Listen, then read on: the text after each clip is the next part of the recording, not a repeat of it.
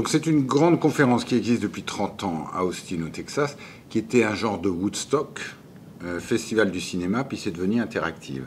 Donc nous on y va sur la période interactive qui dure 10 jours, il y a 400 000 personnes qui sont là, et il y a 650 conférences. Donc on passe toutes les heures d'une conférence sur l'intelligence artificielle, la blockchain, les tendances au niveau des influenceurs, etc. Donc c'est passionnant. Autant le CES est technophile, autant le SXSW est beaucoup plus mature, on va dire être technosceptique, et regarde vraiment l'impact. Donc dans les grandes tendances sur la mobilité, il y a quand même cette tendance sans infrastructure qui est assez énorme. D'accord ? Donc on l'a vu il y a 4 ans avec le free floating de vélo, et ça a fait pouf, hein, on a tous lu les articles sur OFO, Mobike, et finalement maintenant on arrive au scooter électrique. Donc il y avait une expérimentation, la ville d'Austin est très pro-expérimentation, donc tous les loueurs de scooters électriques étaient là, et il y en avait partout. Et donc le maire il dit, bon ben on expérimente, puis ensuite on régulera. Et ce qui est très important, pourquoi je parle de cet exemple, c'est l'éducation par le jeu. Okay ? Faire du vélo, bon, soit on aime, soit c'est un peu dur, il faut pédaler, etc. Du scooter électrique, tout le monde adore. Oui, les jeunes se disent, ah, génial, je m'amuse, quoi. Donc c'est le jeu. Et ça prend. Et puis le deuxième avantage de ce système-là, c'est que comme c'est la gig économie, je ne veux pas avoir de salariés, quand vous aviez le vélo, faut bouger les vélos de temps en temps, c'est lourd. Et puis le vélo électrique, faut enlever la batterie pour la recharger chez soi. Et puis on ne peut pas monter le vélo dans sa cage d'escalier, c'est quand même lourd. Alors que la trottinette, ça s'y prête très bien. Et c'est ça la grosse trouvaille. Donc c'est ça qui explique le déploiement maintenant des scooters ou trottinettes électriques un peu partout. Et c'est aussi maintenant tous les formes facteurs. C'est-à-dire qu'il ne faut pas oublier que quand on parle driverless car, driverless bus, driverless camion, driverless tram. Et donc, si vous vous rappelez, un projet de tram, c'est 90% de l'infrastructure, 10% du matériel roulant. Et aujourd'hui, vous mettez de la technologie driverless comme les Chinois le font, et ça commence en Angleterre, et vous dites, je vais vous faire un tram sans infrastructure, vous économisez 90% de la facture pour le contribuable, c'est quand même appréciable, et vous peignez une petite ligne jaune sur du macadam, et le tram, il ne va pas bouger d'1 centimètre.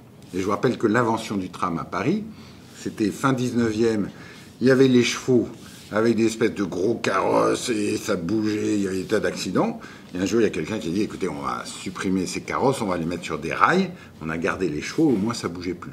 Et aujourd'hui, avec de l'intelligence artificielle, le tram sans infrastructure peut garder une précision d'1 centimètre, et on a économisé 90% du coût. Dans le bâtiment, donc bien sûr, il y a tous les objets connectés possibles, imaginables. Et la grosse question, c'est celui du tiers de confiance. D'accord ? Parce que, in fine, vous laissez complètement votre maison ouverte à un tiers de confiance ou à plusieurs tiers de confiance. Et c'est très drôle de voir la différence de comportement. Donc aux États-Unis, les smart speakers, qui devraient s'appeler des smart microphones, les Alexa et le Google, ça fait un tabac. Il y a 23% des foyers américains qui sont équipés. Ceux qui sont équipés, ils en mettent dans toutes les pièces. Donc ça veut dire que vous avez Big Brother qui vous écoute partout. Okay ? Et en Europe, c'est beaucoup plus prudent. On a une sorte d'aversion pour ça, parce qu'on ne croit pas la promesse d'Amazon. C'est-à-dire, Amazon, il dit Alexa va vendre votre vie plus simple. C'est pas vrai. La première mission d'Alexa, c'est d'augmenter le chiffre d'affaires de Amazon. Voilà, donc faut être clair. Donc dans la maison connectée, la techno est là.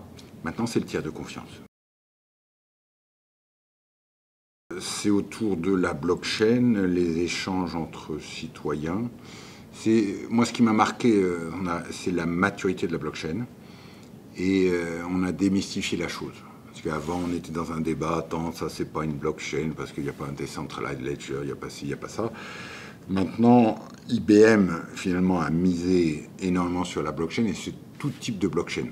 Depuis des bases de données décentralisées performantes, jusqu'à des smart contracts sur lesquels je vais construire des plateformes.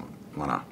Et ça, même chose, ça démarre par le jeu. Donc on a parlé des CryptoKitties, qui est un jeu avec les chats. Donc ça familiarise les gens avec la blockchain.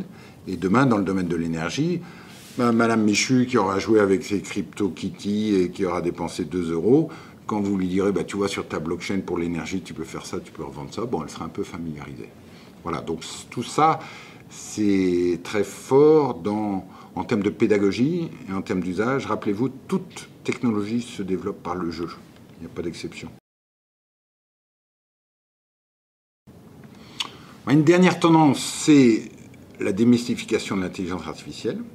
Donc moi je dis à toutes les entreprises, bon, le grand débat philosophique sur le robot va prendre nos jobs, le robot va nous tuer, le robot... Bon, faut arrêter ça, d'accord?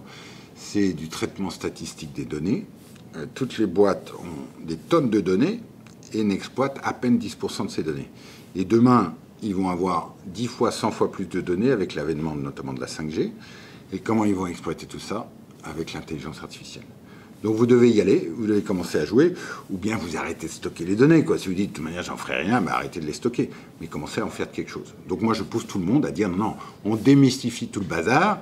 Avant, vous faisiez de la programmation déterministique. Maintenant, vous faites de la programmation probabilisée.